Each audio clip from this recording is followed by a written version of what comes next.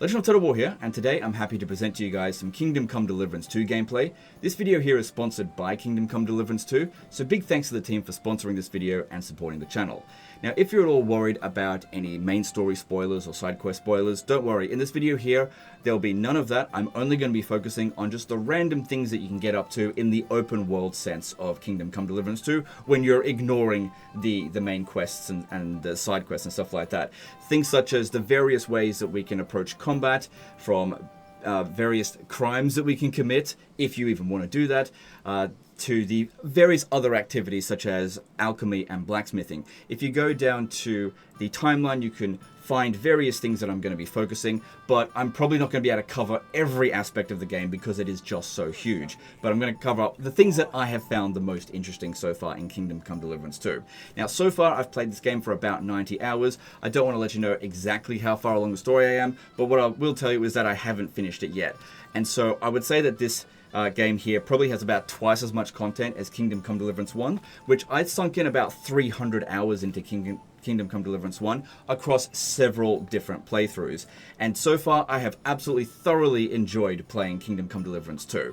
So let's get into some combat stuff now and showcase what it's like in Kingdom Come Deliverance 2.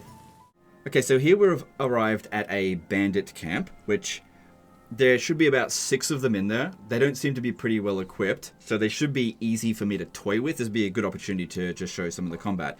Now, there's loads of different bandit spawns throughout the game. You're going to encounter them quite often. And sometimes they're guaranteed to spawn, like in this particular location, and other times there are encampments that'll be placed on the map, but obviously not in this case here because I disabled all the icons.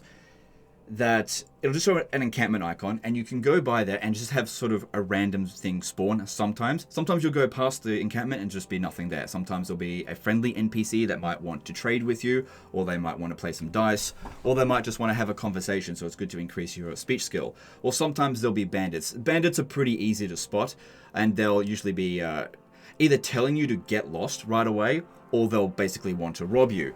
Bandits have various different ways that they'll interact with you. Some are more reasonable than others, and it's just up to the random chance of what one you go up against. So being prepared for all scenarios is definitely very useful.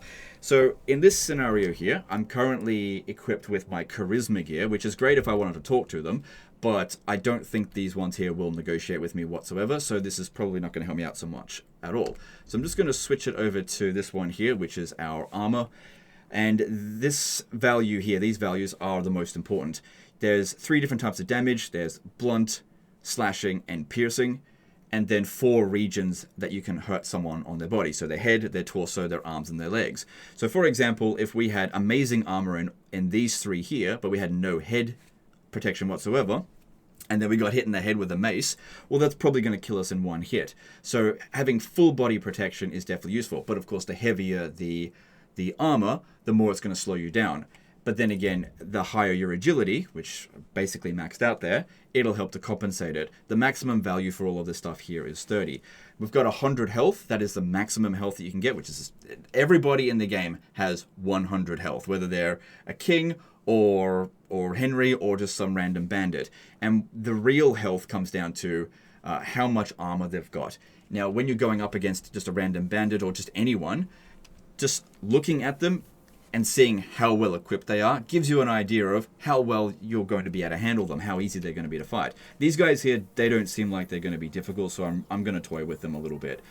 If you want to isolate them, like if you're going up against a situation where there's loads of bandits or loads of enemies, and you want to isolate them, using a stealthy approach is definitely very useful. And maybe what we'll do is, after I've cleared this out, we'll use the stealthy approach, because I just saved the game, I could just load it back up. But another thing you can do is crouch, press G, and throw a pebble. And if you throw it close enough to them, you can get their attention. You notice the white rabbit there? That means I've gained his attention, but he doesn't actually know I'm here. I do have a very high stealth skill.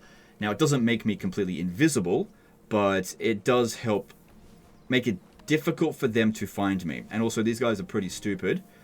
Higher quality enemies will find you a lot easier or be more aggressive at finding you. So these guys here are getting a little bit more belligerent. As it's now turned yellow, the ears are going up.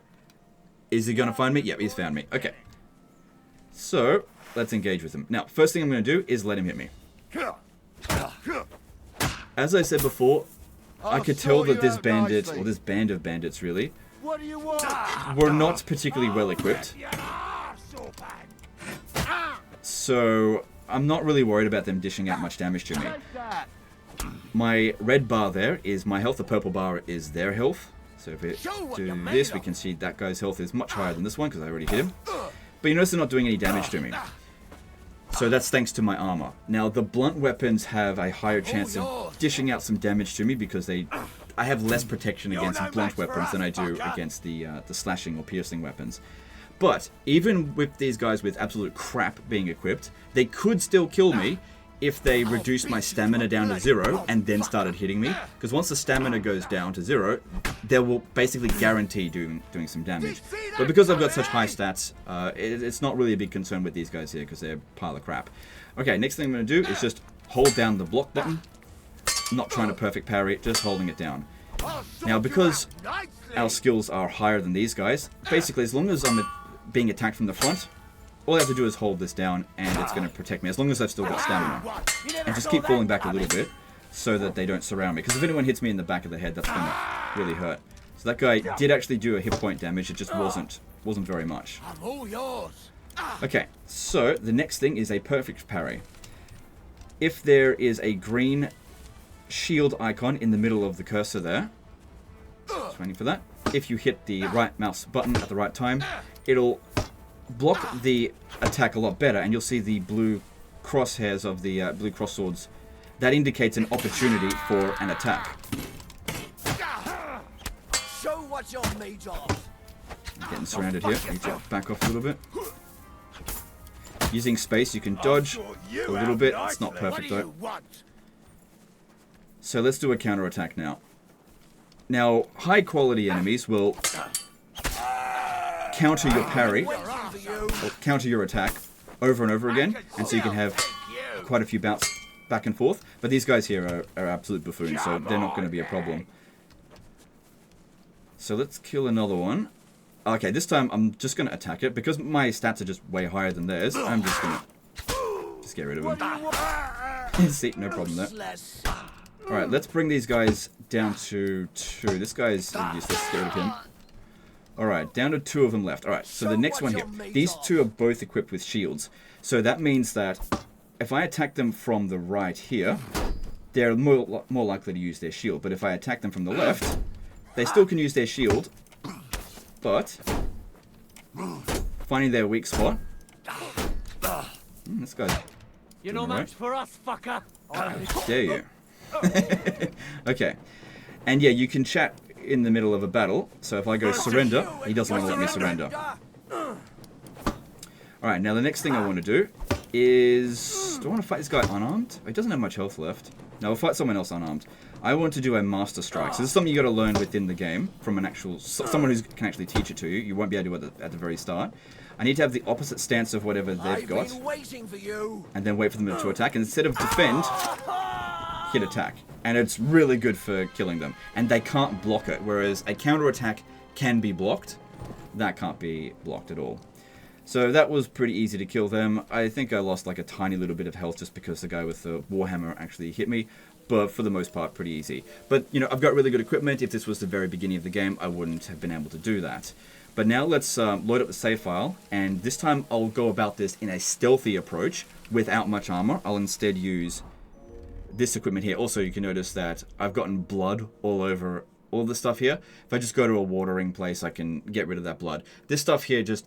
it makes it difficult, well, more difficult to negotiate with people if you're just covered in blood. Okay, so I loaded up the save file, so all of the bandits are back. This time we're going to use the approach of stealth. So rather than using our heavy armor, we're going to go with low stats. In fact, there's even positions that I don't have equipped, largely because every piece of equipment that you put on is just going to increase these values here, and you want this to be as low as possible when you're trying to be stealthy. The more things you've got wearing, it's going to increase the noise. The only thing we need to kill them is a dagger, and that's all we'll use. And this is particularly useful when going up against heavily armored opponents when you're not armored whatsoever. Now, there's 6 of them in this encampment here, and so this does require a little bit of patience if you want to go about it this way. And what we need to do is wait for one of them to be isolated. So there's 3 of them there, and there'll be one over here. Killing this guy is not important because he's not really going on patrol. The other ones are more important to kill.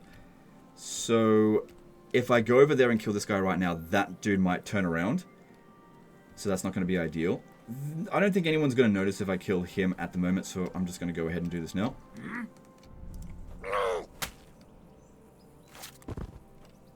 Then I'm going to grab his body and get it out of here before anyone notices. And drop it on the ground here. No one's going to notice it's there. And if you want to loot it, you can do that now. So I could grab a common warhammer, or just anything that I want. Take his money, take the mead, all good. Alright, now, there's one. Okay, the other one's over here. Let's go for this. It might be a bit of vision of that guy, so I'll need to be careful here. But I think the wagon is covering us. Also helps to have a high stealth skill, and you get high stealth skill just by being stealthy. So it just takes time to level that up. Doing some thieving helps a great deal. But when it comes to stealth, I think it relies a lot less on stats and more on you making sure you've actually got equipment that's not super noisy, but also you knowing the right timing to strike. It's all about the timing here. Alright, so that guy is going to be facing him. So if I go over there and kill him, he'll see me. If I go and kill him and then this guy turns around, that could be a problem. So let's just wait until one of them changes their position. Okay, that's not ideal because if I kill him there, they're both looking at each other. Learning the patterns that they'll go on patrol can be really helpful as well. And sometimes as well, what you can do is you can wear your full armored kit, go in and just stealthily kill one of them, just so that it just reduces the odds against you in a particular scenario. Okay, I think this guy is going to walk down this path here. Yeah, so I'm going to stay in the bushes, just wait for him to walk past. Because, yeah, we don't want to do it in sight of him. Don't want to use a pebble, I just don't want to alert him whatsoever. This guy's not paying attention whatsoever.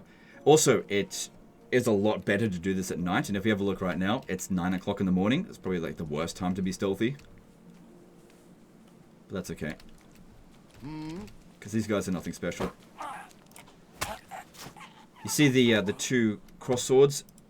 If you can manage to press left click right when that shows up, the window of opportunity is pretty small, but it gives you kind of like an increased chance of actually succeeding. Well, more like it guarantees that it actually works. Because if you use it against someone particularly good, particularly strong, they can actually stop you from achieving success with that. Largely depends on your stats versus their stats. So the higher your stealth skill, the better your chances are of succeeding even if you don't click it. So I think I've missed it with a couple of those guys. Because these guys are they're just not high level. And now, with this, yeah, I missed it there. I'm just knocking him out. So he'll eventually get back up. He's not dead. But that being said, if you've done this and you think, ah, damn it, I kind of wish I had killed him. No problem. He's out of here. Now, another thing is that my visibility has probably increased a fair bit because I'm covered in blood. So washing yourself regularly definitely does help with that. Now, the last 2 of them are sleeping kind of next to each other. So one here, the other there. It's not really going to be possible for me to kill one of them without waking the other. But we could use one of their corpses to trick the other one. So what I'm going to do here, let's come up to this guy. Stealth kill him.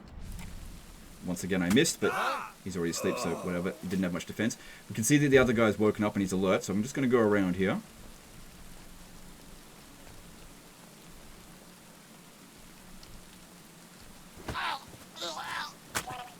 And that is all 6 of them. Killed that, and I got an achievement with that as well.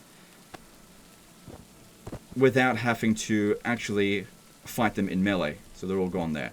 So that could, again, that can be really useful if you're going up against heavily armored opponents or someone that you basically just don't want to fight. Maybe you're low on health and stealth is a better option for you. This is a great way of going about it. It just goes to show that you don't have to approach every situation the same. You can go about it whichever way suits you best.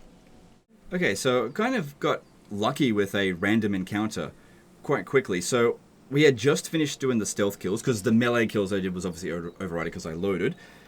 So if we have a look on the map, that's where we were before. I just rode down over here, and this guy showed up. Completely random encounter, has no bearing on the story whatsoever. It's not considered a quest. I can ride straight past him. It's no big deal. But if we have a look at him, he is extremely well equipped compared to those bumpkins before. So if I was to loot him, even if his equipment isn't as good as mine, it would be worth a lot of money to sell it. So I'm going to interact with him, see what he wants, and we'll make a judgment call on how we're going to go about it. But truth be told, I am going to kill him. What are you doing here? Searching for treasure. I was being serious. What do you mean? I've got this here treasure map, and I'm looking for gold. Oh, don't be shy. Let me see it. And why would I do that? So you can pinch it? So here we've got speech skill checks. Now, I've got a fairly high speech skill, but there's various types of speeches. And I've also got a perk that allows me to see how difficult it is to succeed on anything. Now, it's got nothing to do with like a percentage chance. So it's saying hard here doesn't mean, oh, you've only got like a 25% chance of success. It's more like this. It's indicating to me that this requires somewhere between maybe 16 or 18 skill in order to succeed. But if I'm above that, then I'm guaranteed to succeed, which I think is the case here. I only want to help. I know these parts. What if you're looking in the wrong place entirely? Well, you could be right. Fuck it. Here, take a look. But give it right back. So he gave me the map. Now I go into my inventory here and go to the book. So I haven't read this before, indicated by this little star icon on the corner of that. And so we'll read it. And it's given us a bit of a map on where to go. X marks the spot, right in the middle of the fold there, sort of, where near Zhelyov there is some treasure. So we could go over there at some point. It won't indicate this on the map itself. We have to actually manually try to look for this. But that's fine. It's not going to be marked on my quests either, and I'm not going to bother with this right now. So, we've now got 3 options as to what to do. I can just give it back to him, the map. We know roughly where it is. We know it's roughly near Zhelyov. I could say, I'm just keeping it. This will cause a fight to break out. Or I could lie to him with a medium skill requirement. But since we've got a much higher speech check on this particular type, this is easily a guaranteed success. So we're going to go with this. That way I get to keep the map. News, but you've been deceived. What? This is no map. I've seen a fair few in my time, and this is just a bunch of scribbles. What? But how can you tell? Well, I thought it was odd just from the parchment it was scrawled on. It's very delicate, and the lines... It looks like no map I've ever seen. Sorry. Fuck. You might as well keep it then. So now I could just walk away here. No problem. In fact, I actually gained reputation despite the fact that I lied to him, because he doesn't know that I've lied to him. But at the same time, he does have very good equipment. So I would like to see if any of that is worth stealing. Now, he is technically considered a civilian. He's not a bandit. So if I do kill this guy, it is considered murder. If I knock him out, it would just be considered theft. So what I want to do, I do actually want to murder him, just for the sake of this video to showcase something. So I could use my sword, or I could use my gun. So what we're going to do here is firstly just load it.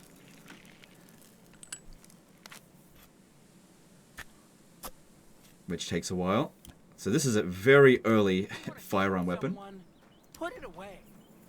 Now, to actually fire it does require a fair bit of time. So point, and hopefully he doesn't notice too much. Look out! You're aiming that thing right. And the fact that he has got armor means nothing. Just filled him full of lead there. So now we can rob him. And you know, this guy's armor was really bloody good. So if we have a look, if you press Q while looting their bodies, you can bring up their skill, the quality of the items that we're about to look at here. So we can see that the Houndskull Bassinet, it's a level 3 one. So they go from 1 to 3, but you can actually make a level 4 item, but only for certain weapons. So this is basically the highest quality of the Houndskull Bassinet. It's worth an absolute load of money, but that's like the buying price of it. I won't be able to sell it for quite that much. We can also see that its health, its durability, it's 75%. So if I repaired it, we could increase the value. But if we have a look here, these are the maximum values that it provides in armor, and these are the current values. As it gets more damage, it'll be worth less and less in terms of armor protection. And this here indicates comparing it to what I'm currently wearing. So my helmet is better than this one right now, but since it's not that heavy, I've got plenty of weight capacity, I could sell this in. It'll probably be considered stolen though, so we'll go into my inventory in a moment and have a quick look at that.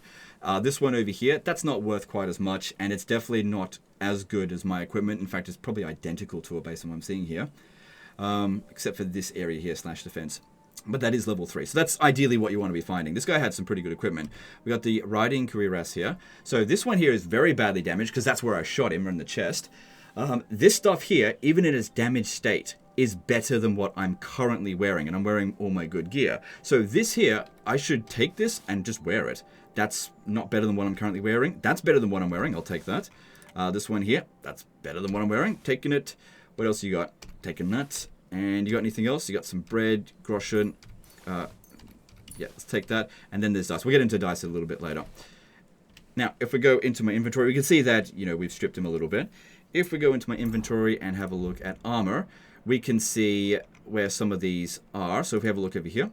So this will replace the hands, the sleeve area here. And we can see that even though it's 54% durability left, so comparing that to, was it plain laminar gauntlets, these ones over here, which is completely full strength, because I didn't use these when I stealthily killed those other guys. When I repair this a little bit more, it'll be even better. And of course, usually the amount of money it's worth, not always the case, but the amount of money it's worth usually indicates it's of higher value. But another thing we'll notice over here as well is there's a hand icon over it. Now at the beginning of the game, when you steal something, and it's considered stolen, it'll always have a red hand. Now, it's considered grey at the moment, and it says stolen and God knows where, because nobody knows where this was stolen from.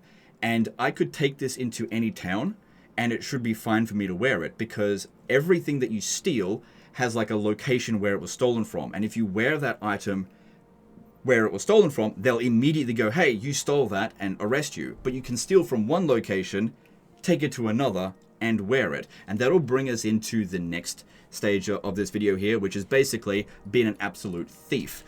So we're going to take this stuff over here, and we're going to wait until nighttime, and I'm going to absolutely ransack a town. But with this here, we've shown the guns. Hope you thought that was cool. And we've also shown some overall combat and going up against you know, a superior armored opponent. I think he had better armor than I did. Okay, so in this scenario here, it'll feel a little bit disjointed compared to the other ones, because this is an entirely different playthrough. Henry is not quite as high level up here, doesn't have as good combat skills, doesn't have as good equipment. And we're going up against some bandits here that are basically just way stronger than me. They've got way better equipment, and their combat skills and abilities are better than mine. Now that doesn't mean we can't win, we just have to come at it a little bit more tactically. So I've already assessed how strong each of these guys are. There's 3 of them there. There's one guy that's sitting down there. He's the strongest. He's got a longsword that's really bloody good. Could basically kill me in like 1 or 2 hits. And he's got the Master Strike ability, so he is able to counter-attack me to a point where I actually can't counter back. And in this campaign here, I haven't learnt the Master Strike yet. I haven't done that. And that guy there, he is the weakest of the 3, and that guy's the second strongest. His weapon is strong enough to be able to kill me in about 3 hits, so I got to be careful even when fighting him. So what I'm going to do is try to neutralize these 2 here and fight this one in a fair fight. And the way we're going to do that this time is with potions and poisons. So if we go over here, I've got a whole bunch of potions. Most of them aren't going to be combat effective, but I'm going to drink a embrocation potion that's going to increase my agility by 2 for 10 minutes. Have a look here, my agility is at 21. You know, reasonable amount of agility. And this will increase my move speed, so it was at 27, now it's at 28. And see there, the +2 in brackets. They'll also make my attacks a little bit quicker and make it just a little bit harder for them to block it. The other thing I want to drink is a strong buck's blood potion. So this is going to increase my nourishment by 3. So we've got to keep an eye on that. We don't want that going over 100 or else we'll be basically stuffed. This will increase my stamina by 30% and stamina regeneration by 15%. And basically this is how we're going to win the duel. Because all three of them, their armor is basically better than mine and better than my weapon. If I attack them and hit them, even if I hit them in like the head, it's not going to do very much damage or even no damage whatsoever. As we've seen when I was being attacked by guys that just couldn't inflict any damage. But if you can wear out an enemy, drop their stamina down to 0, they won't be able to block your attacks anywhere near as effectively, and you can dish out way more damage. So even if you go up against a massively superior opponent, but you are basically more physically fit than them, faster than them, just you have more stamina, you can wear them out and get them to the point of exhaustion and then strike at them and pierce their armor quite easily. They'll actually go down really quick once that's happened. So we want to drink that one there. See, we're not over 100, and that's given us 52 extra stamina, so that's going to be really handy. Then the next thing I want to do is use a poison. We've got Dollmaker Poison, the Lullaby Potion, and the Bane Poison. So this one here saying Henry's Lullaby Potion, that meant that I brewed that myself with Alchemy, and that's the highest level that that you can brew it at. That's not what I'm going to use here. I'm going to use the Bane Poison here. So I'm going to apply this to this weapon here. So that's going to cause 110 health damage, and armor can't block this, as there's no resistance to this. But what can happen is, because I'm applying it to the weapon, I still need to actually make contact on the skin. Because they're wearing really good armor, if my attacks don't actually do 1 hit point of damage and draw some blood, that means that the poison didn't make contact. I'm not trying to poison their armor, I need to poison their body. So in order to do that, I'm going to have to rush at them and attack them while they're unprepared and just draw blood. I might have to attack them a few times. So at the moment we see a little bit of blood, that's when we know that it's been applied and they will eventually die. So I'm going to take out those 2 right there, starting with this one. That weapon won't help you, bastard. Okay, that's done. I heard flesh. Okay, that one's done as well. Okay, 2 of them should be poisoned. Now this guy over here hasn't been poisoned, but hang on, just back off a little bit. Alright, so if we have a look over here, the poison is still in effect. Now, normally, you would want to kill all 3 of them with this, but I want to actually have a proper duel with this guy, so I want to wear out the poison first. Now, in order to wear out the poison, blocking isn't going to cut... Oh, he's using the crossbow against us here. Yeah, look at that guy over there. He's holding his stomach. His health is gradually going down. He's eventually just going to drop dead. Now, in order for me to... hang on. To wear out the poison, I need to just land a certain number of hits. Hopefully that was enough. Come on. Yeah, okay, so the broadsword is no longer affected by the Bane poison. I've been waiting for you. Okay, the stronger dude is dead. And the other guy still seems to be aiming at me with the crossbow, but he should be dying any moment now. So I'm pretty sure I got him with it as well.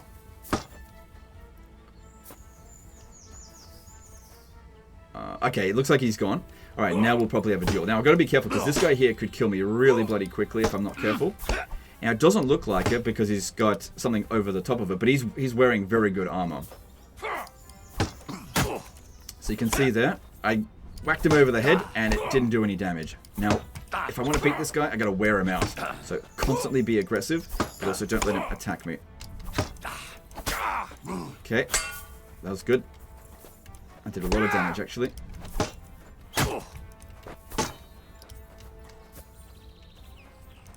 Okay, he was having a bit of a break. Don't let him, because I've got better stamina than him. If I can wear him out, he'll go down like a ton of bricks. Damn it. Oh, jeez, I missed my parry there. You can see, it did a lot of damage to me. And now I'm the one exhausted. Okay, he's lost half of his health, so we're still in better shape than him.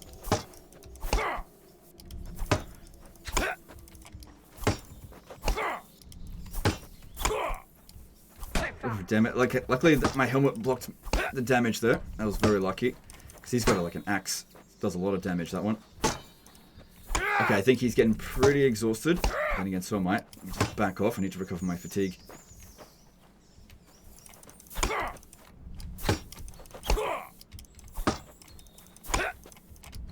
Okay. Good thing about fighting guys like this is you get a lot of experience in whatever combat you're working on. So in this case here, swords fighting.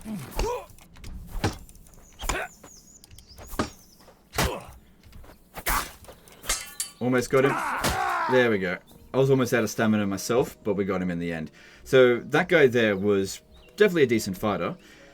If we have a look at the equipment that he had, so let's look at the weapon. So he dropped that... Where is it? Where did he drop it? Yeah, you could have been killed if you had walked past here. Okay, there it is. It's right by his feet there. So he had the horseman's pick. Looking at that weapon compared to ours. So yeah, that is a more expensive weapon. Really high amount of blunt damage there. And that's probably what it was able to hit me with it. And having a look at his armor as well. So quite a bit. So that one there, that actually does look like it's better than what I'm currently wearing. Unless, of course, my armor is a little bit damaged. I mean, he did hit me a couple of times. Because, yeah, you can see here that this one's lost 11 of its potential health. Because, look, it's only at half strength there. That's not better than mine. That's better than mine. So that's better than what I've currently got. That's better than what I've got. And if we have a look at this guy here, who was by far the strongest of them. So he had the dueling longsword. This was worth 1,500. So if we have a look at the damage, and it's a tier 3 weapon, look at the damage compared to what I had. And if we have a look at his armor, so beaked kettle hat, that's probably better than what I'm wearing. But actually, I think the other one might have been better than this one. But yeah, his coif, I don't know how to pronounce it, that's better than mine. The Kastenbrust, that's better than what I've got. Better than what I've got. Yep. Yeah, he's got much better equipment on average than what I've got here. But yeah, I tried dueling this guy a few times, and he just countered every single strike that I made and did master strikes on me. So when it comes to going up against a superior opponent like that, you've got to come up with some other way of going about it. But if I just level up Henry a bit more, I would eventually be able to duel him. It's just that at the stage that I'm at right now, I can't really manage it. This guy here was like the perfect opponent for me for the level that I'm currently at. Because he did a lot of damage just on his own. But I could have done better. There was 2 or 3 attacks that I just missed the timing on the blocks. And they got through and they did some damage. But as I level up, if I was to revive this guy and find him again in the future, he would then be quite easy to deal with. Alright, at this segment of the video, I'm going to be focusing on the crime that you can do in this game. It's completely optional, it is not required at all for you to progress the story, but it's there available for you to roleplay if you want, because you can get away with a hell of a lot of stuff if you know what you're doing. Or if you do get caught, there are ways to mitigate the consequences, and that's what we'll cover in this section here. So first thing is, you can see that I've equipped all of the items that I took from the murdered mercenary that I took. It's going to be considered stolen for a really long time. I can walk around this area wearing it, no one's going to care, but if I get arrested, this stuff will be confiscated from me. The thing is, if it does get confiscated from me, I can still get it back. There is a chest that we can go and get our stolen stuff back. So there's lots of things that you can potentially do. Now, to go around stealing, this is not really the equipment that we want, so we're going to switch to our thieving gear. Now, this is what we use to go and murder all of those bandits in their sleep. Well, there's 2 of them when they're murdered in their sleep. But I could use a bit of a wash, so there's a wash basin over here. Let's go quickly wash that up. I don't think it's going to have any real big impact on thieving, but let's just do it anyway. Doesn't cost anything to do that. Okay, so our current location is Troskowitz, and what I'm going to be focusing on here is taking all of the vendor chests from the various vendors in this particular town. So that'll include, let's see, the butcher, the carpenter, the tailor, the tavern, the trader, and the apothecary. Those are the places that we want to rob. So the first one that I want to do is the trader. Let's go over there, because I want to show you where I found a good place to level up the lockpicking skills. Speaking of which, if we have a look at our particular skills here, we can see that my thievery skill is at 30. I did not find it particularly challenging to get this to level 30, but that being said, I'm an absolute kleptomaniac in these kind of games. If you've ever watched me play Skyrim, you know that if it's not nailed to the ground, I basically will find somewhere to take it. And it's much the same way with Kingdom Come Deliverance 2. My personal box is filled with junk. I just love stealing stuff. I enjoy it. Anyway, so I didn't find this particularly challenging to get this to leveled up, just because I'm always picking locks. And the more you pick locks, the faster you'll level that up. Stealth, on the other hand, that takes a little while to level up, but there's ways of providing extra bonuses to boost your stealth. If you can have a look here, it says 22 plus 8, basically meaning that I'm maxed out. The only thing I don't have is all of the perks, but I don't think that these perks here are really going to make that big of a difference. So we can get them, I just don't think it's going to matter for what we're doing here. Alright, now this location over here, so this is very close to where the trader is. This is where I found to be the best place to actually learn lockpicking, because it's a bunch of very easy locks. Now, I've got the perk Master Thief, so very easy locks. I don't even need to do the minigame for it. I could just straight up unlock them. And even if I do that, I'll gain experience from it if I wasn't level 30. Obviously, not going to gain any more experience at this point. So out in the courtyard here, there are 5 locks that you can pick on this easy area, and the guards don't come by this way. Now, I don't go into the house and rob them, because there's not really that much to rob, but it's just about getting your skills leveled up. Because if you get semi-caught, as long as you're not caught in the act, you can make a run for it, and you haven't actually done anything wrong, because like lock picking is fine as long as you're not caught in the act. Now, the vendor chest for the trader, so that's this one here. Also, I'm saying trader, not traitor. Okay, just want to make that clear. I will need to do the lockpicking minigame here. So you basically move your cursor around until it's like that glowing golden ball, and you just have to keep it at the sort of in the area of where it is glowing. The higher your lockpicking skill, the easier it is to do it. So there's a very hard lock here. You can get the key off the actual vendor. Now, I'm not going to do that in this particular case here, but I will do it with some of the others, just because I actually don't know where this guy goes to sleep, and I can't be bothered to go look for him. Now, because my lockpicking is very high, I'll be able to sort this out. But if your lockpicking is like level 22, this is a very difficult lock to pick. And if your lockpicking is 10, you simply will not be allowed to pick that lock. So if we have a look in here, let's go to a few things. Yeah, I'll take that. Yeah, I'll take this. So we'll do blacksmithing in this video at some point. I'll take that for when we do that. So the things that I just stole, the craftable materials, when we use them to craft something, they will no longer be considered stolen. So if I use entirely 100% stolen equipment to make a sword, that sword will not be stolen. So stealing usable equipment like that is really useful. Same thing with food. Like, you just eat it. It's not, who cares if it's stolen or not. These are also really good. Steal these, because then you can use it to repair your equipment. There doesn't seem to be any money in this chest. Same thing with arrows and stuff, but I don't really need it. Okay, that's the trader ransacked, although I didn't really consider that very profitable. All right, let's move on to the apothecary, who's over this way. Now, his house is this area here, but his workstation is up here. I usually do see him here fairly late at night, but not always. So if I lockpick there, I can just check if he's in here. No. So that's his vendor box. Now, obviously, we've seen that I've got high enough lockpicking to do that, but what I'm going to do here is get the key instead. So for that, we need to find him asleep. Now, you want to be very careful not to pick a lock next to anyone that's asleep, because it'll wake them up. You can open a chest next to anyone that's asleep, but this one over here. So if I pick that lock right now, they will both wake up and I'll be caught.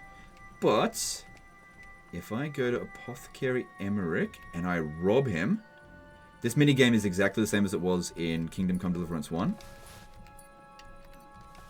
Take the keys. Don't worry about the potions there. Now, does he have the key for this one? He did. Yep. Alright, so then we just press E, and then we can take the stuff in here and it doesn't wake him up. But now that's not the vendor box, so there's nothing particularly interesting in there. You can basically steal their clothes for the next day, but they'll find a way to get some more clothes, so don't feel too bad. You can't bankrupt them or drive them out of town. They will find a way to recover. Same thing when you steal from their vendor boxes. They're not going to shut down the business. The only thing that you can do to shut them down is to murder them, which obviously I'm not going to do that. So here we go, using the key. And this is a good way of doing it if you don't have very high thieving skill. So quite a lot of potions here. I like stealing Savior Schnapps because I'm never going to sell them. I use them to save the game. Some really good items in there. You can brew them yourselves, and you can brew better ones than this as well, because there's levels of quality to that on top of it. Skill books are also good to steal, because and recipes, I've already learnt all of these, so I could steal them, hold on to them for a little while, and sell them back to a scribe who usually doesn't accept, like when trading, anything other than books and recipes. Alchemy, so these items here, if I take them and then make a potion with it, it won't be considered stolen anymore. So that's fine. I don't need to worry about that. I got hundreds of all of that stuff in my box. So I'll take the groschen. Got 300 and something there. Wasn't paying attention. And that's all I really wanted from it. So that is the apothecary stolen from. Okay, the next closest one is, let's see, it's the carpenter over here. So sneak through here. The guards don't notice us because that's our equipment is quite dark. Now, in the early stage of the game, when you don't have particularly dark equipment, you can sneak through there and they will see you. So I can get away with it just because of where I am in the game. But don't thinking that you can just do this right from the get-go. Okay, so if I pick this lock here, he will definitely wake up and the jig's up. So I'll have to rob him if I want to get into that vendor chest. So don't need to buy too much time, and all I'm really after is everything he's got. No big deal there. Take it all and then take it. Yeah, I could take this stuff here, but it's not really high value. So I'll just take his... I've already learnt those. I'll just take his groschen, 195. Yeah, carpenter's not going to have a huge amount of money there. Although I do like stealing dice. Although those aren't the dice that I really want, but I'll get into that at a later stage. So carpenter done now. Next stop, I think, is the... Can I jump over? Nope. Is the... let's see. The tailor. Okay. Tailor's up this way.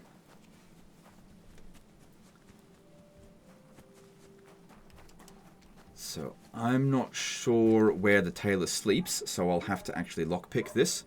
No big deal, because there's no one in the area. I can make a reasonable amount of noise, as long as I don't bloody... start shouting or whistling. I don't think it's going to wake anyone up. Of course, doing this thieving stuff here it's good to do during the night. Tough to do during the day. Except for the carpenter. It's actually easy to break into his place during the day because nobody's paying attention to it. And steal his box that way. So sometimes it's easier to steal during the day, sometimes during the night. Just depends. Okay, so there's loads of stuff in here that we can steal, but none of it's really what I want. I just want the groschen. Thank you very much. Armorer's kit, good for repairing your armor. I find that the armorer's kit is what I need the most for repairing my stuff. You can also go to a blacksmith and repair it, but that'll improve your craftsmanship, which we'll get into that in a bit. Okay, the next one is the butcher, which is up this way. If there's no guards around, don't be afraid to run, jump, frolic around, even whistle. I don't think it's going to bother anyone. As long as you've got a fair amount of distance from them. Alright. So I'm not going to bother trying to get the key for this. Because I don't think this guy here has got a lot of money. And his vendor box is right here. It's also only a hard box, so that's actually pretty easy. Don't worry about the cows mooing. That's not going to hurt anything. Now you've got to be careful at the butcher's area because the women here actually wake up fairly early. So be here around midnight. What time is it now? Yeah, so I'd say don't come in here after 4 o'clock. You're more likely to get caught. Also, if you're starving, you can take that as well. How are we going for food anyway? 75. Yeah, alright.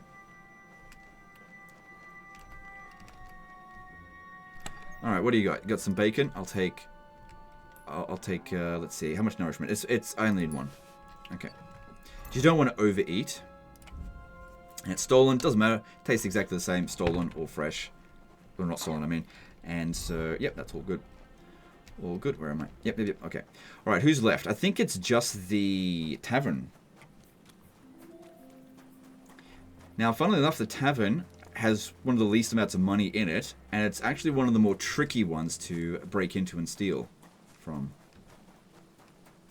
Because you can't just pick the lock, because there's someone always sleeping near the vendor box. And the vendor, you have to go past a fair few things in order to get to them. So, this one here. Break open. Yep. So, the vendor box is right here. And I don't have the key. So if I lockpick that, he'll wake up, jig's up. So we can't do that. He's not going to have the key. We either need to find innkeeper Betty or an alehouse maid. that'll have the key. So she'll have a key, but let's go for innkeeper Betty. Sometimes this hired hand dude, which appears to be her like husband, sometimes he's got a really good pair of dice on him. I just want to see. He's just got badges there. I don't care about that. I've got enough badges. We'll get. Oh, your victim got away. That's weird. I must have moved out of the way. I don't know. I didn't get into any trouble. Okay, all good. Take the keys. That being said, I've got a perk where if I fail this, I can kind of get away as long as I don't steal anything.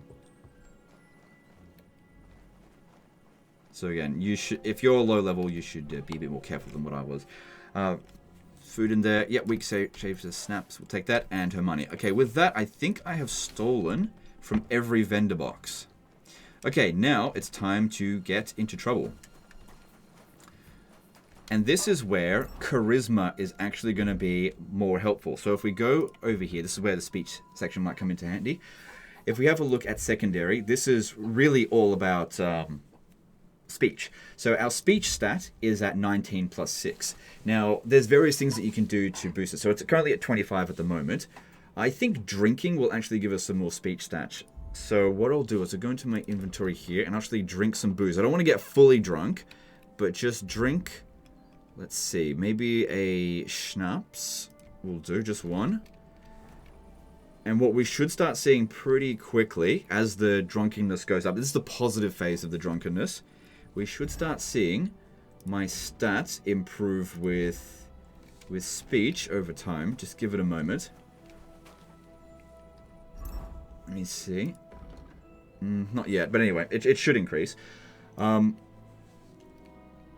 And if we have a look here, here's our overall skills with speech. So basically, we're not very good with intimidation because I'm not wearing my armor. Whereas if I wear my armor, it's surprisingly not worth as much as I thought it would be, considering where it is. Whatever. But yeah, our presence, all of this other ones here have been boosted. So all of this stuff here should give us a good way of talking our way out of trouble. So what you can do is be in this particular set. I mean, it depends on how you want to set up your 3 different presets. If you get into trouble, quickly change your gear into charisma, own up, and talk your way out of it. And that's basically what I'm going to do here. So, I'm going to get into trouble. Now, the degree of crime makes a huge difference. Like, if I get caught for trespassing, it's a slap on the wrist. It's no big deal. So, let's start with a small crime, and then we'll move our way up and see at what point I basically just can't get into trouble anymore. Can't get out of trouble, I mean. Light a torch. What are you going to do about it? See, that wasn't so hard, was it now? I didn't light a torch, though. Huh?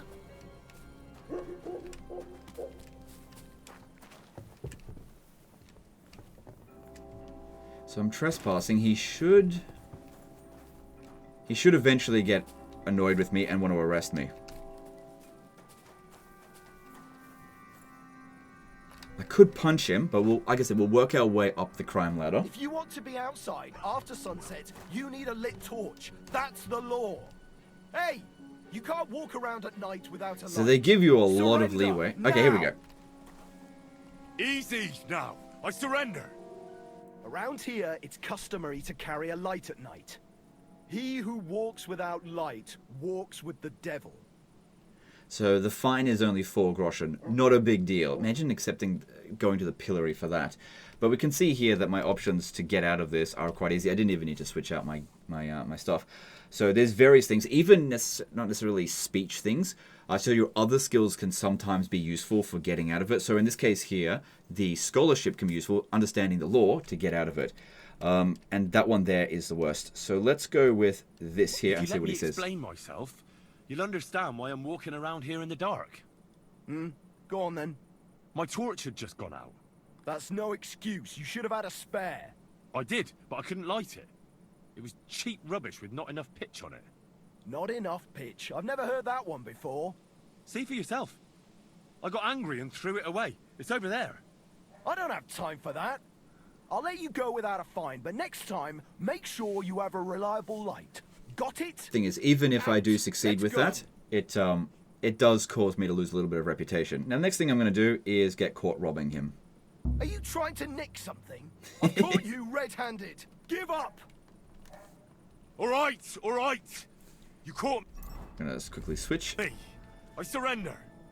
Wanted to get into my purse, did you? I don't think so. Pay the fine right now. So that's a bit more of a hefty fine, 88, but still not too bad. You can see we've got some pretty good, like 30 is about as high as we're going to get with this. So let's go with the noble approach. How dare you accuse me like that? Like some ordinary peasant. Do you have any idea who I am? Oh, I apologize, my lord. I must have made a mistake. Let's just forget about this. Out! Let's go! Okay, then the next thing we want to do, go back to the thieving one here.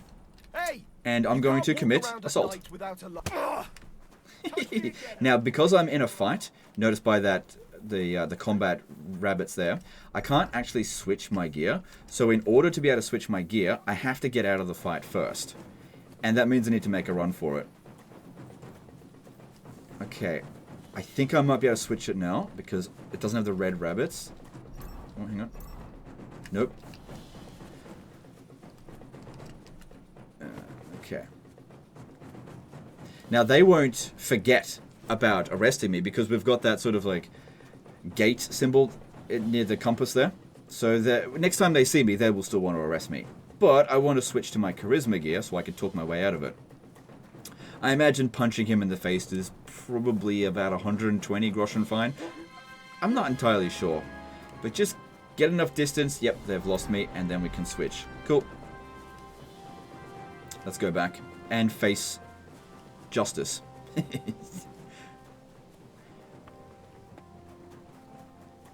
Now, thing is as well, this is actually an interesting way of leveling up the speech skill, because you can always restore your reputation, and I'm not committing major crimes. Every time you successfully do any of those speech options in any situation, it'll give us some experience. It does take a long time to get the speech up because it is one of the most powerful abilities. Okay, look at that. It's actually at +8 now, so it looks like the boost kicked in.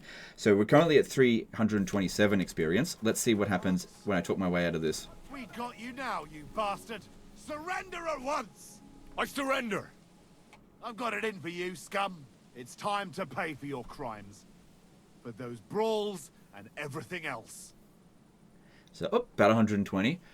Okay, so I can accept getting whipped instead, or I could fight to the death.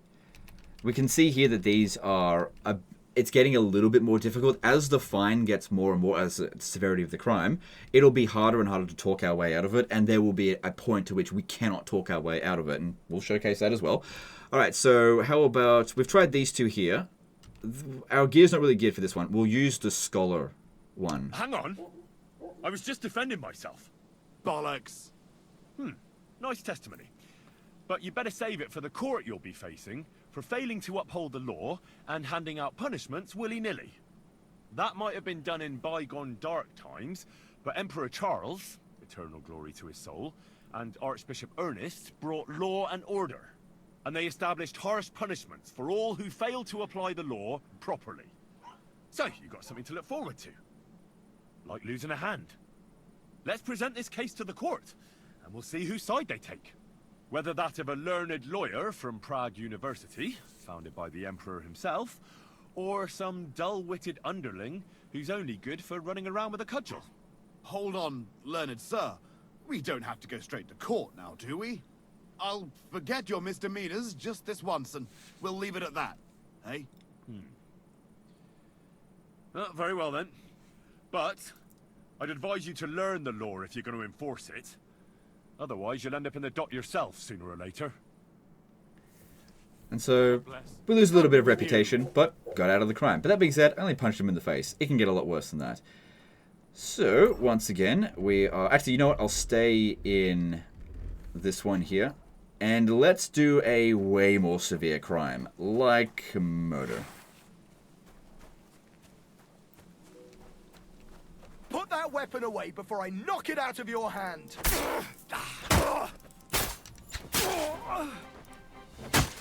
Alright, one murder should be enough.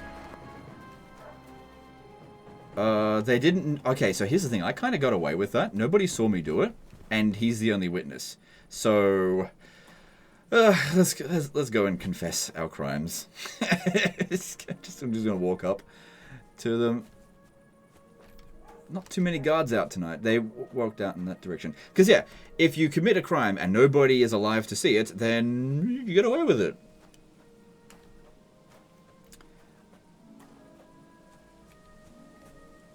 I think there's 2 guards up this way. They're on their way back, I think. Oh, man. How hard is it for me to confess to a murder? Come on. Obviously, carrying his body, it's slowing me down a little bit.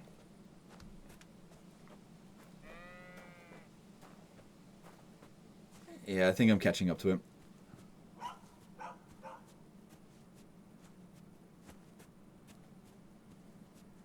I'll just whistle. Come on, man.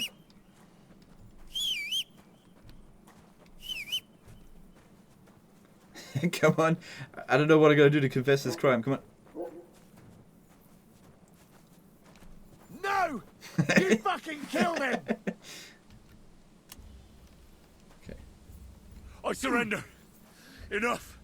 You fucking murderer! Your days of doing evil are at an end. You won't worm your way out of it. Okay, with a fine of 3,204, there is no way that any of these are going to work. It was just too severe of a crime. So this is a branding here. Won't get me killed, but it's definitely not good. But let's give some of the stuff a shot anyway. So this is my highest skill check. I can't get any higher than that. So let's use this one first. I'm a man of honor from a good family. And I'm in no mood. I'm just going to skip a lot of that. You can see that it failed. You'll... Okay, so it took away all the speech options. I still have other things. I can either accept it or I can pay the fine. If we pay the fine, wait, I want to still lose reputation, but and I'll pay the blood money. get away with it. Paying a family for someone's life doesn't come cheap. I do. Very well. Now show... All right. Well, this is obviously stolen. All right, that, along with indulgence. But I don't want to see anything like that. So they searched me and they took all my damn stuff that I had on... that I took from the... from the mercenary. But luckily, I can get it back. Because they put this stuff in a specific location. Alright, so I need to go to get that stuff back.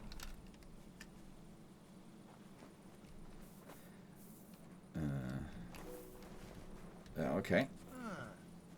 They didn't even notice me. I was going to knock him out, but he was about to move anyway, so it's fine. Alright. Okay, we need to lockpick this because I don't have the key. So this is where you go, and you'll find all of your stolen stuff that... Oh, God. Like I said, even at rank 30, this can still be tricky. Oh, where's my stuff? Maybe he hasn't put it in here yet. Maybe. Alright, where was that guard? That was him over there, wasn't it? It has to be me standing over the body. What a fucking day.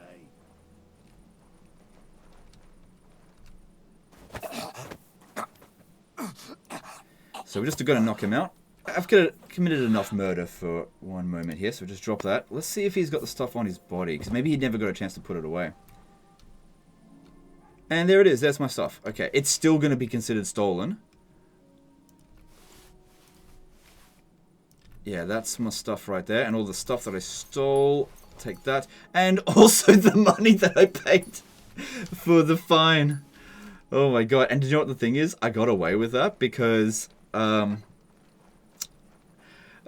one saw me commit that particular crime, but I do have to put these equipment back on if we want to actually wear it.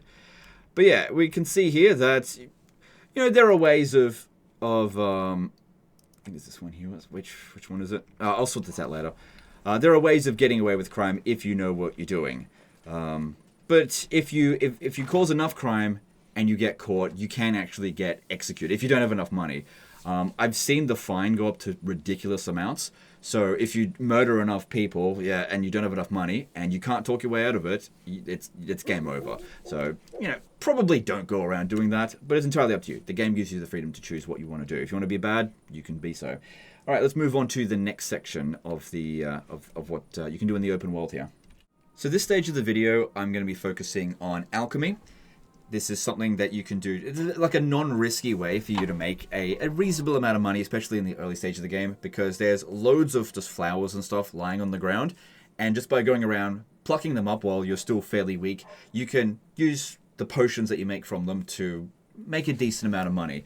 Getting a recipe early on is not difficult whatsoever, and you'll find skill books lying around all over the place. So it's entirely up to you how you want to go about that. What we're going to do here to begin with is just going to pluck a couple of flowers. I've got to keep in mind that I'm coming straight off the back of having ransacked this town in the crime section. So if they catch me out here, they might be a bit annoyed at me because I did steal a bunch of stuff from the apothecary there, and they're going to wake up and they're going to see that some money is missing. But if I just stay in this shed here where the alchemy bench is, they probably won't find me. I can't close the door because there is no door, but that's fine.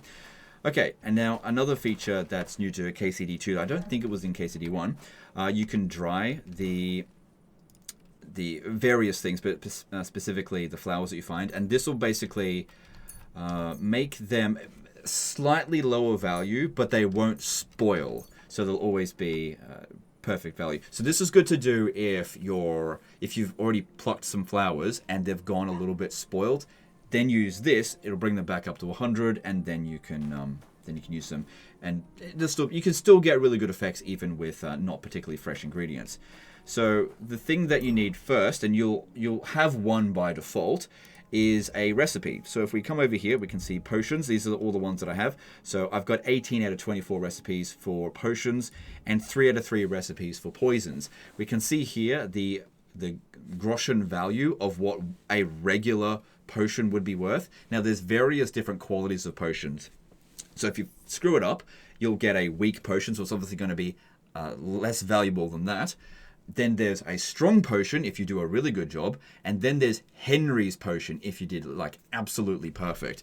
And at the early stage of the game, you're probably not going to get those. You need to level up the alchemy a fair bit. So if we have a look here, we can see, organizing it by price value, the perfume lion, which requires sage and mint, which we have plenty of, is going to provide us the bigger dollar value, well, groschen value. But sometimes what might be considered even more valuable is something that actually doesn't take very long to brew. And so one of the quickest things to brew is actually a marigold decoction. So this is what we're actually going to brew. And this is the one that you start off with chamomile decoction. You have to actually find the recipe for marigold decoction. So this one over here is the one you start off with. That one is also very easy, but it's not worth as much. So we'll do a marigold decoction and also a lion. Now, I've got a bunch of different perks when it comes to the alchemy skill, because I've maxed it all out, got all the skills in here. So these ones here, they're actually mutually exclusive ones. So I chose Secret of Matter over Secret of Equilibrium, because Secret of Matter will allow us to basically get more potions out of it, so that I can basically sell more of them. This will basically make it so if I make a mistake, it will sort of mitigate it a little bit. The thing is, I can still get a perfect potion anyway, so I thought that making more of them would be more valuable. You know, if that's what you want to be doing. It just means you have to spend less time actually doing alchemy. Okay, so let's get to it. All we've got to do is have some ingredients and then just start alchemy over here. Pretty easy to do. And the main thing here is just follow the instructions, like verbatim. And that's what we want to go through here as well. So we want to find, I think we'll start with the marigold decoction. I don't think whoever's searching for us is going to find us. Okay, marigold decoction. You'll need water, handful of nettle. Don't worry about whatever like liquid is required. It's all there available. So handful of nettle, 2 handfuls of marigold. Add the nettle to the cauldron and boil for 2 turns. Grind the marigold and add it to the cauldron. Finally pour. So this is a very quick one to make. It doesn't get any quicker than this. So then we just hold E to prepare it. That'll put all the herbs over here that we need. And then we need, I believe it starts with water. And just follow the instructions exactly as it says. And you just shouldn't go wrong. So that's the first step, and then it says add the nettle to the cauldron and boil for 2 turns. So we get dried nettle, it's just 1. Pop it in over there. Super easy. Okay, now to make it boil, we bring it down. And then as we bring it down, just immediately press this. Like immediately. Now you can use the bellows to heat it up. But it didn't specifically say use the bellows. There will be some recipes that say use the bellows. We don't need to do that here. So as soon as the sand hits the... It's completely out of the bottom. Out of the top. That's when you flip it. And then on the second turn here, as soon as it drops, there we go. That's 2 turns. Then the next step is grind the marigold and add it to the decoction. Add it to the cauldron. So we need to grab 2 marigold, because that's how many is required, into the mortar. Now you can do this one at a time if you really want, but that doesn't make any sense. So just put 2 in there. Then grind it. Super simple. Like I said, this is a very easy one to make. And then drop it in. And if you follow the instructions exactly, you should at the very least, even with no skill in alchemy, you should end up with at least a regular potion. Okay, then the next thing is grab a file. And then we're done. Now, if I've done this well enough, I should end up with Henry's marigold decoction, if I followed it perfectly. No, and then I end up with a strong marigold decoction, so it wasn't quite perfect. Now, another thing that I could do is actually wait until nighttime. So I'm just going to leave the table here. So I might have been off by like a couple of milliseconds. So if we have a look at another one of my perks that I've got with Alchemy, I've got Dark Arts Apprentice. So if I brew potions between midnight and 4:30, basically it'll make it easier for me to get this Henry's potion instead. So what we'll do is we'll just speed up time, because yeah, I'm a little bit past 5 there. So go all the way around to here. This will be fine. Just has to be after midnight. And we'll do the exact same potion again, and I shouldn't end up with a better result. I should still end up with the exact same number of them as well. Okay, so I already know what we need, so I'll just go in here rather than flipping through that. It was marigold, and it was nettle, wasn't it? Oh my god, I can't remember. Yeah, it was nettle. Okay, and then we'll confirm that. Okay, then it's water. And you can see that the perk was activated, Dark Arts Apprentice. Okay, so dried... It was nettle, wasn't it? Well, I guess we'll find out soon enough. So nettle in there, and then it's boil for 2 turns.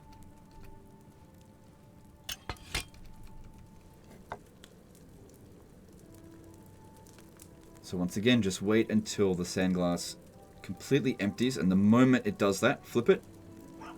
But yeah, getting the timing 100% perfect is actually quite difficult. So depending on how you want to do your perks, I usually like to do all my alchemy between midnight and 4:30, and I usually end up with perfect results. So then we get 2 dried marigold.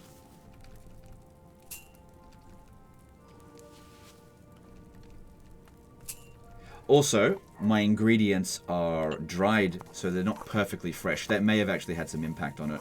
So maybe I shouldn't have dried all of that stuff.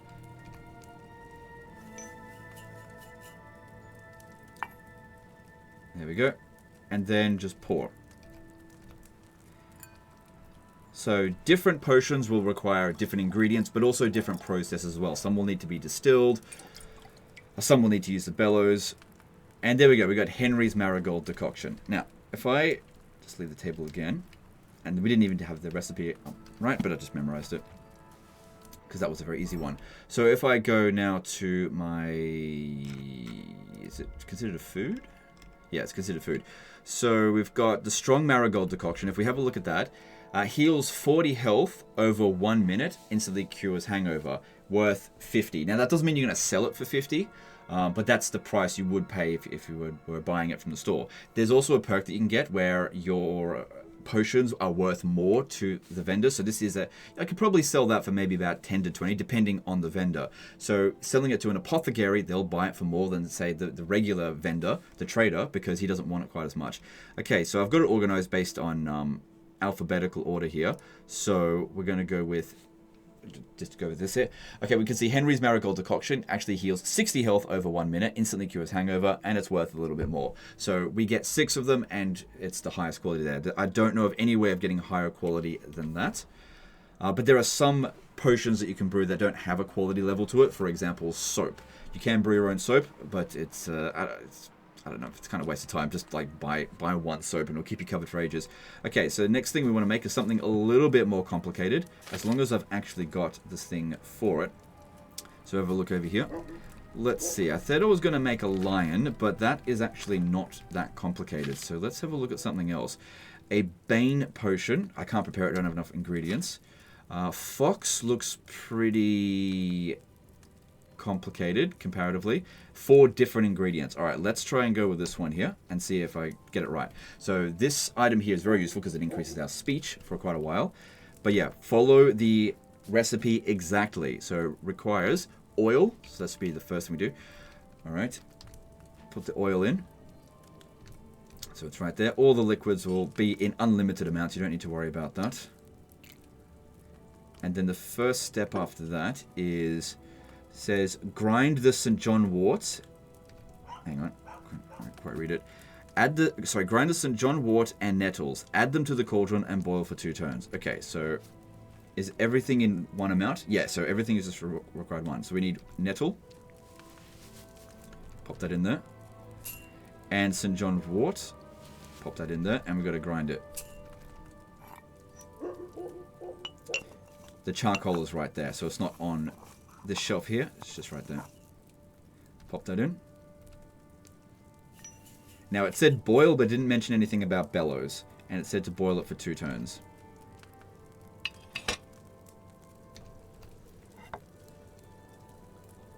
Then the next step after that is grind the charcoal and add it to the cauldron.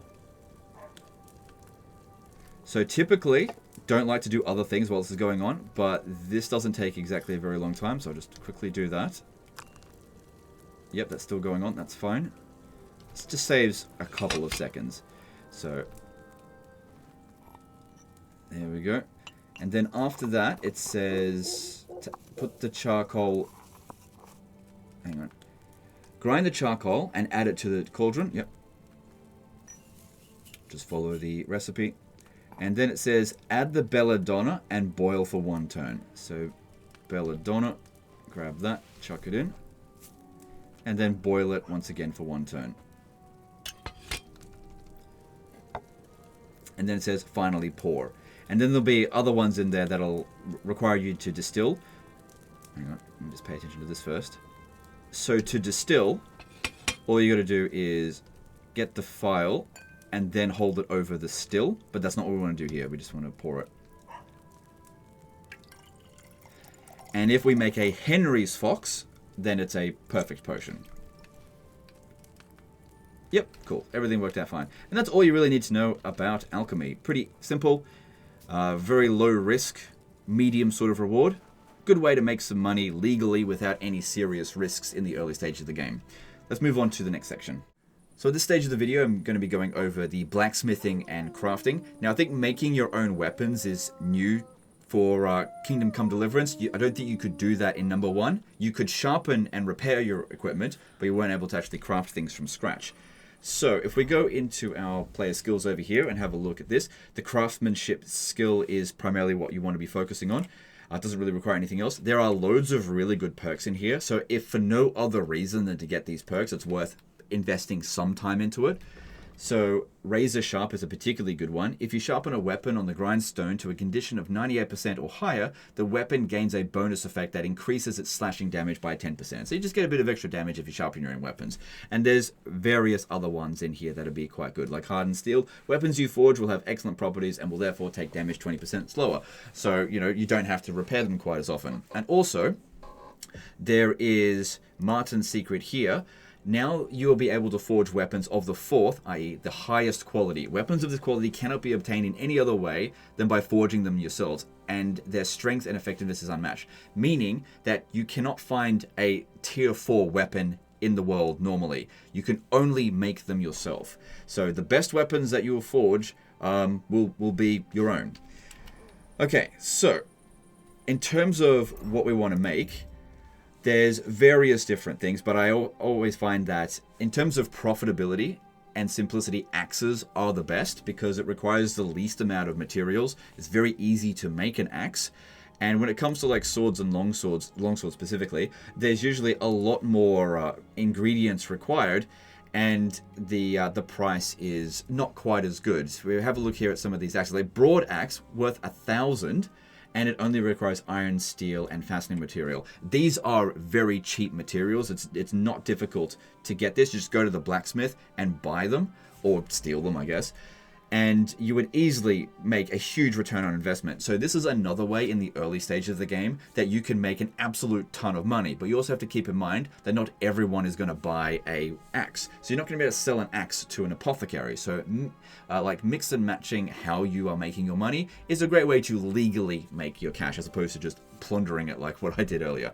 So let's get started and make ourselves a broad axe. Oh wait, one other note is that I would only ever make the horseshoes when, I mean, that being said, I don't have all the recipes yet, so there might be some really good ones in here that I just don't have. I would find that only do this when the game tells you to do it, as opposed to don't do this for profit. It's not worth it. It takes just as long as to make an axe, and the actual materials to make it end up costing just as much as what you're going to sell the horseshoe for. But yeah, let's make a broad axe.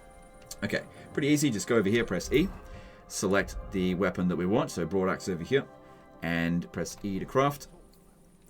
This is you really can't fail at this minigame, because in any step where you're going wrong, Henry will basically tell you you're doing the wrong thing. So you put it in there and then you just have to hold down Q to heat it up.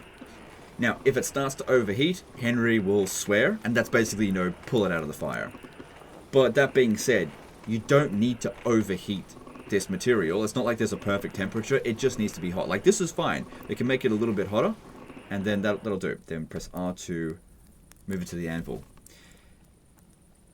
Now you may want to lower the volume of your thing, your headphones or whatever you listen to right now, because it is a little bit loud. Because what we're going to do is we're going to hammer this. Now, if you hammer the exact same spot over and over again, basically you'll slow the process down, and as you hammer it, you'll notice that the axe starts to take shape. So first thing I'm going to do is actually just hammer the same spot over and over again and wait for Henry to say we're doing the wrong thing.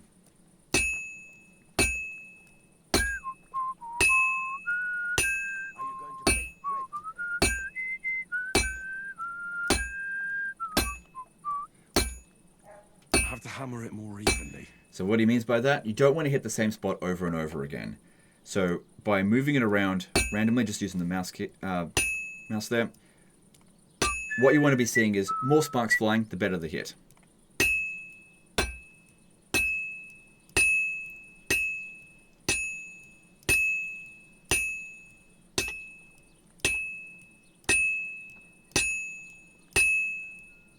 Now it's starting to cool down, but Henry will let us know when it's basically too cold. When it's too cold, don't hit it, just put it back in the forge. Super easy.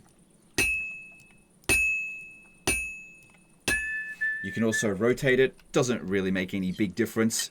It's just that we haven't hit this area, that's all. It's cold. I should hop over to the forge. There we go. Like I said, this is really quite a foolproof mechanic here. And the quality of the item here is not so much based on how quickly you did it or how many mistakes you made, I don't think. I think it's just about the skill that you have in crafting. So the better your skill, the higher the quality of the item will actually end up being. So I think I'm pretty much guaranteed to get a rank 4, no matter what I do, however long I take, how many times I hit the same spot over and over again. I just gotta get it done.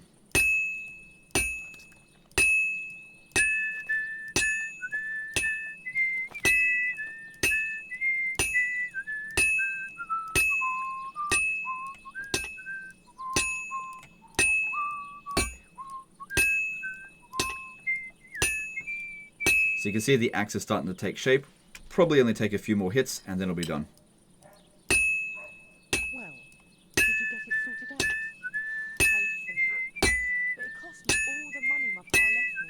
I even had to sell the ring for my mother-in-law. But I'm telling you, if he runs up any more debts, I don't know. There we go, done. This was the 3rd time.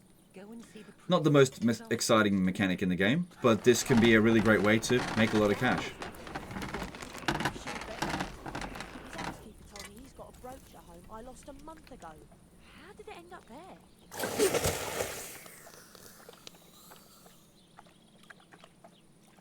And then that's all that's needed to make an axe. Pretty much every single axe is made exactly the same way. Every single sword is made exactly the same way, so on and so forth. So there we go, we got quality maximum. It's quality 4. So this is the highest quality weapon that we can have for this particular type. We will never find a quality 4 broad axe out in the wild, unless of course someone stole it from us and then we take it back off them. So the price on that one is 700, but what's likely happened here is that it's not actually in perfect shape just yet, and we actually need to go and grind it as well if we want to get the maximum value out of it.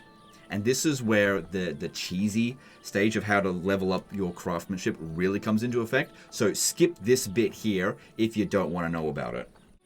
Okay, so this next bit here, it's super easy to do this if you want to really cheese this out. But basically, this is a mechanic that was in Kingdom Come Deliverance 1, sharpening your weapons. So this is for any sword or axe. It's not going to work for things that are blunt like maces and warhammers. So real simple way to sharpen them, and Henry will let you know when it's perfectly sharpened. Now when you make an axe, so this is the one that we just made, it's not going to be fully sharpened. So if you want to get its full value out of it, you've got to sharpen it.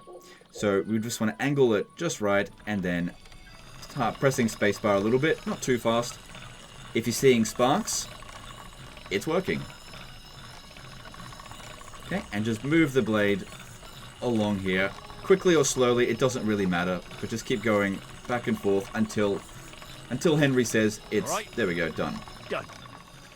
Okay, now here's where the cheese comes into effect.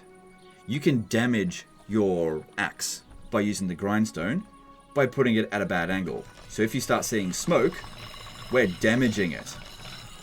Now here's the thing. The amount of experience that you get from using the grindstone largely, I think, is based on the value of the weapon. So here's what you do.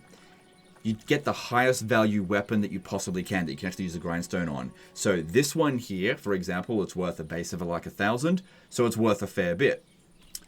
If I constantly damage it and then repair it, damage it and then repair it, I can push up my craftsmanship skill so bloody quick it'll make your head spin. Now the thing is, I've already maxed it out, but to put things in perspective, this is how I went from level 25 to 30 in about 5 minutes.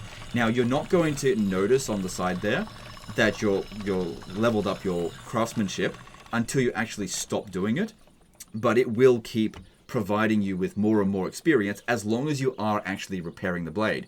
You won't gain experience for damaging the blade, but you don't lose experience for it. So you damage the blade, don't get experience for that, then repair it, you get experience for it, and then just damage it again. Just using this, it only takes a couple of minutes, and you just power level yourself straight up to 30. So if you're in the early stages of the game, get the highest value, either axe or weapon you can, axe or sword, and then just grind it like crazy, and you'll be level 30 in no time. And that's all you gotta do. Super cheesy, so don't do it if that's not what you want to do.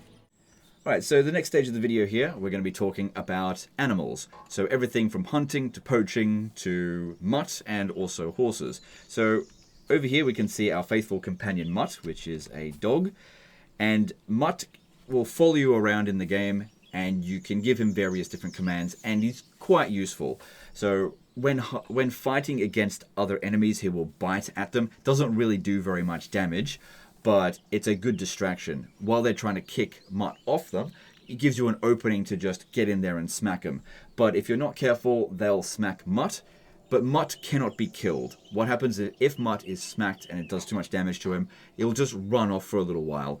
Now, if we go into our skills here, we can see that there's a skill dedicated to him called Houndmaster, which I've almost got maxed out. Basically, the higher the level of this, the better that Mutt is going to perform in battle, and so on and so forth. That being said, I don't find that, even at super high levels, that Mutt is going to ever really take anyone out. And you can use him to hunt as well, but there are some creatures that he just can't outrun. So for example, if you stick him on a deer can outrun him. And when it comes to a boar, typically he doesn't dish out enough damage to kill the boar outright. Whereas I've got a bow that I should just be able to kill the boar outright on my own, because my combat skills with marksmanship is pretty high, so I don't really need Mutt for that. But just having Mutt around as a distraction for enemies is really handy. Another thing is that he has a stat called Obedience. I think this is the true value here, and I'm not entirely sure what's going on with this, but you can basically see what's currently going on with Mutt. You can also see what's going on with your horse as well, and we'll get into that in just a moment. Basically, horses is exactly the same as it was in Kingdom Come Deliverance 1, apart from the fact that we have got a horse black market, but I don't think that's really worth covering in this video here. So we want to have that value as high as possible, so two ways that I know to increase it is to go up to him at his face and then press V. You silly mutt. Just praise him, and then also to feed him. So by holding Alt while looking at him, we can press 1 and give him some of that cooked beef that we stole from the butcher. I think we stole it from the butcher. I definitely didn't buy it. I don't think I did. Maybe I did. I can't remember. I stole so much stuff. Anyway, so that should improve his obedience. It may not happen straight away though. So if we have a look over here, it's weird. His obedience went down here, but it's like equalized. So again, I can't really make sense of what's going on with that. Maybe you guys can tell me. All I know is that the obedience stat is kind of important for him. That's all. Now, let's talk about hunting and poaching. So there are some animals that you're allowed to kill, and some animals that you're technically not allowed to kill, but it's not really that big of a deal if you do. So you can hunt things like wolves. I don't think wolves were in Kingdom Come Deliverance 1, but there's quite a lot of them in Kingdom Come Deliverance 2. You'll oftentimes hear howling. If you head towards the howling, you'll usually find a pack of wolves. Killing them, you can get some meat, some pelts, and nobody's going to care if you kill a bunch of wolves. They're essentially a pest. But pretty much every other creature is considered a game, so you're technically poaching if you shoot them. So that's hare, boars, what we've got in front of us here, deer, and even horses. So if you find a dead horse along the road and you butcher it, you can get its meat, but it is considered to like kind of poaching.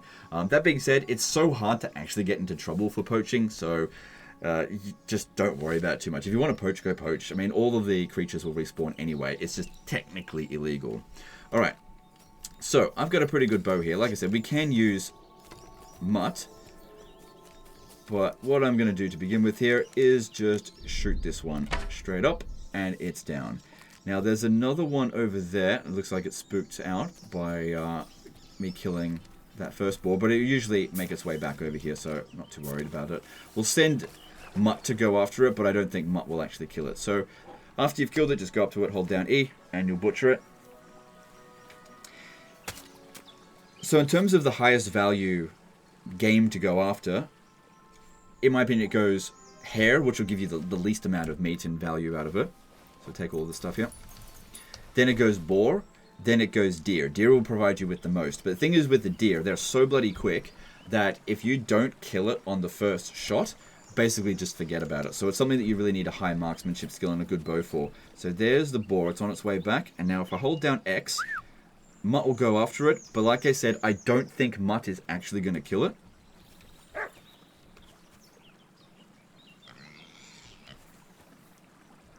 But we'll see. So, Mutt, did he give it up? Yeah, he gave it up pretty early. I think he did some damage to it, so if we set him up to do it again, he'd probably go for it. But yeah, he didn't actually succeed with that. Very good at dealing with hares. In fact, when you shoot a hare, Mutt will go and grab it and actually bring it over to you. So, he definitely has a lot of value.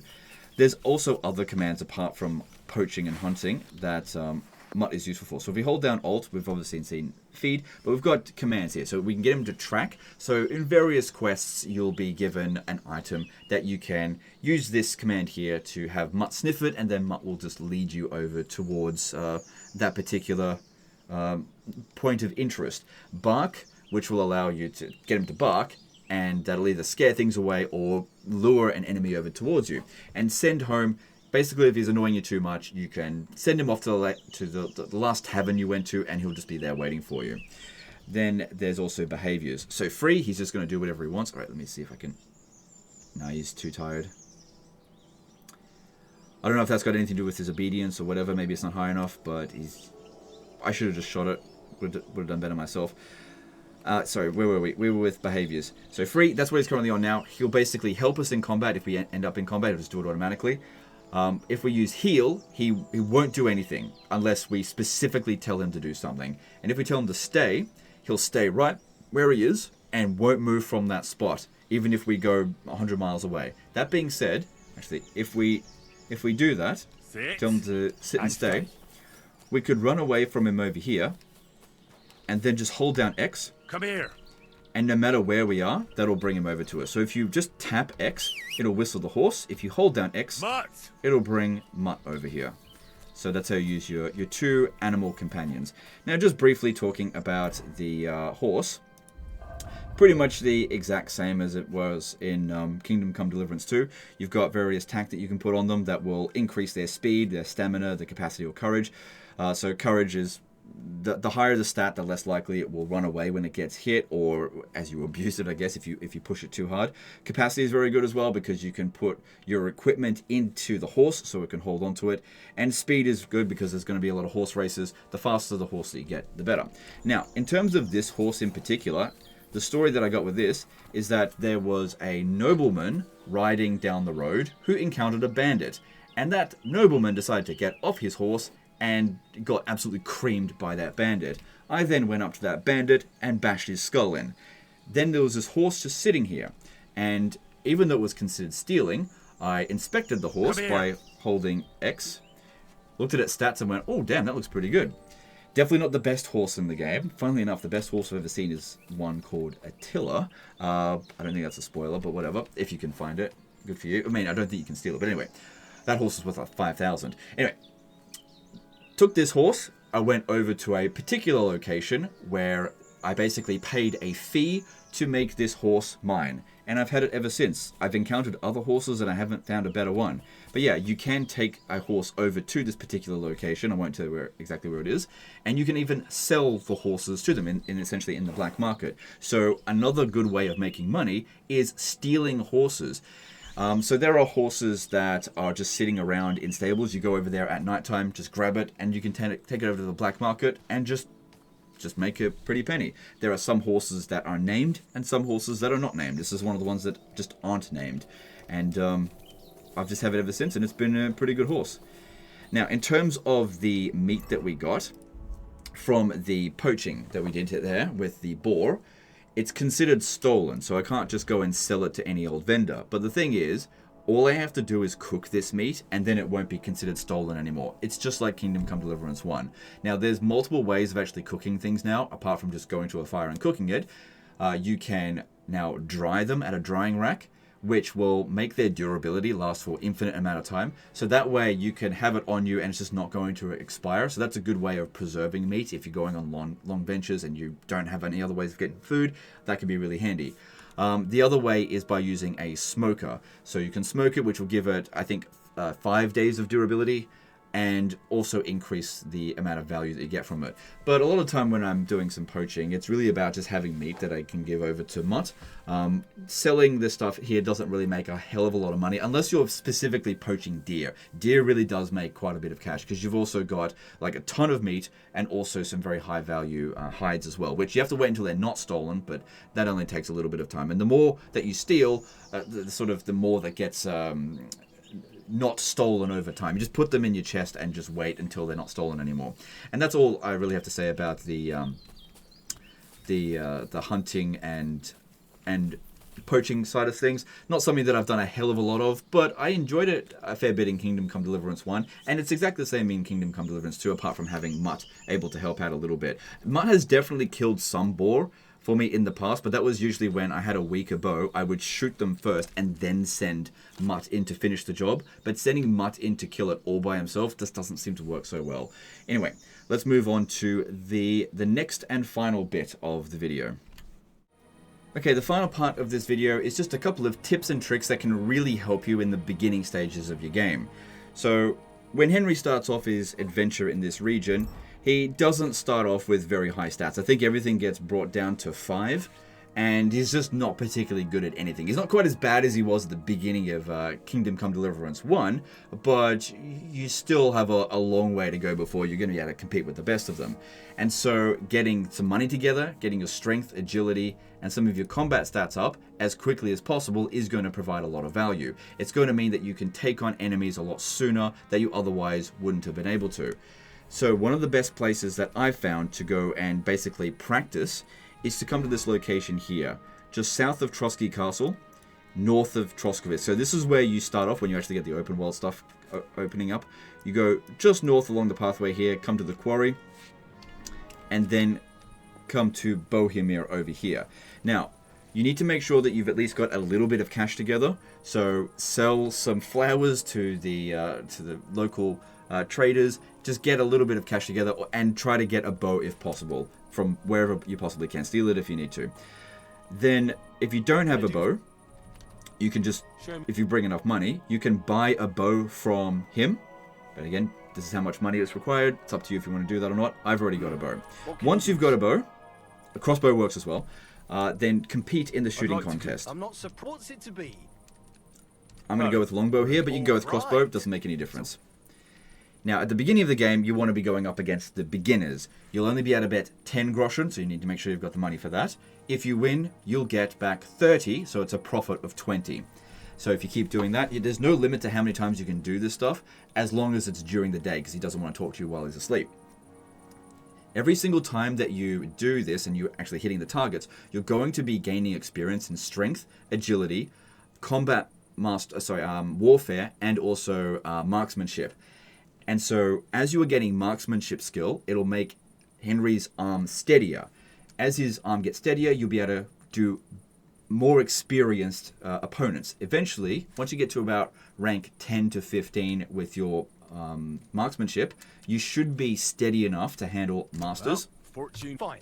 Where you put down 45 groschen. Hang on. Yeah. And if you win, you'll be able to get 90 in profit. Look both sides so you know exactly which target is yours. So in this case here, it's the middle. Very dirty. And then do your best to try to aim for the middle. It's not that important that you win every single one of these. Like if you end up losing your 45 groschen, it's not that big of a deal. As long as you win, 1 out of 3 of them. The main purpose of this is actually to power level up your skills. So if we have a look here right now at my current strength, obviously I'm very high level with this, but in the early stages of the game, you don't need 1.1000 in order to level this up. So just a couple of arrows will level up your strength. So if we have a look, we're currently at 293 experience. We'll finish the round and we'll see what we end up with. So just remember it was at 293. Eventually, when you've got really high marksmanship, you basically don't even need to move your mouse all that much. Just adjust it just a little bit. You'll eventually get a feel for where the arrow needs to go. As you can see here, I have done all bullseyes so far. Every now and again, you will encounter somebody that is extremely good at archery, and they'll actually be able to get 100% accuracy as well. The way you beat them is by being faster than them, which I'm not in this case here. Because the first person to use up all of their arrows will get a bonus 3 points. But I got a perfect score. Well, almost perfect. If I had been fastest, I would have gotten 78. You won. To be honest. Also, every single time you win, it will automatically give you some bonus marksmanship skills. So that'll be the thing that improves the most. But yeah, you make a bunch of money. And if we have a look over here at how much we improved. So we went from, what was it, 293 to 253. But we had already already shot a few arrows. I'm pretty sure you get 90 experience if you shoot all of your arrows and actually hit the target. It doesn't matter where you hit it. So in the beginning stages of the game, doing a couple of rounds of this will boost your strength by a couple of levels quite quickly. It also boosts agility as well, and also warfare experience. Now, what the strength stat is going to be really useful for one thing, it's going to allow you to hit harder, so you can actually use your weapons to damage armored opponents and kill them super quick. Did you notice how quickly we were killing those bandits before? Basically with one hit. That is largely thanks to our strength stat. But on top of that, it also allows us to carry a lot of weight. So by having a lot of strength, you will be able to carry an absolute ton of stuff. So it's a really important stat.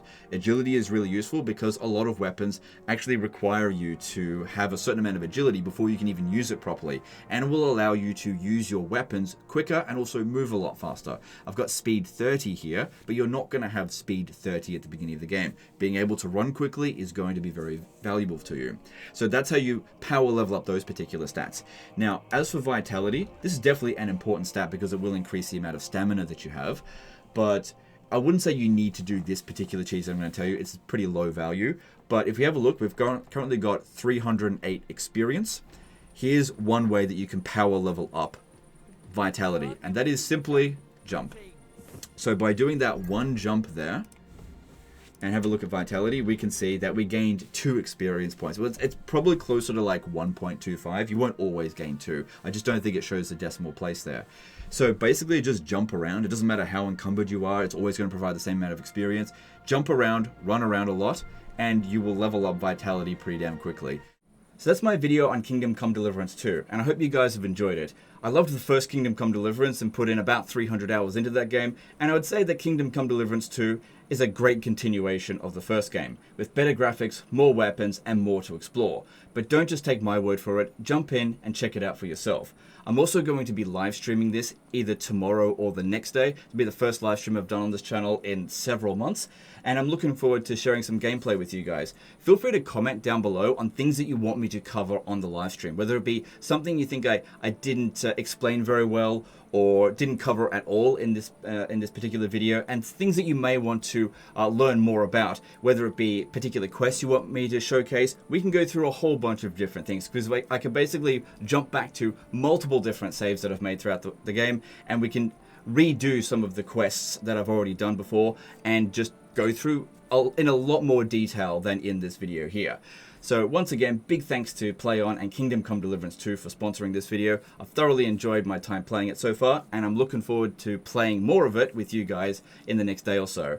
I appreciate you guys, and we'll see you next time. Later, guys.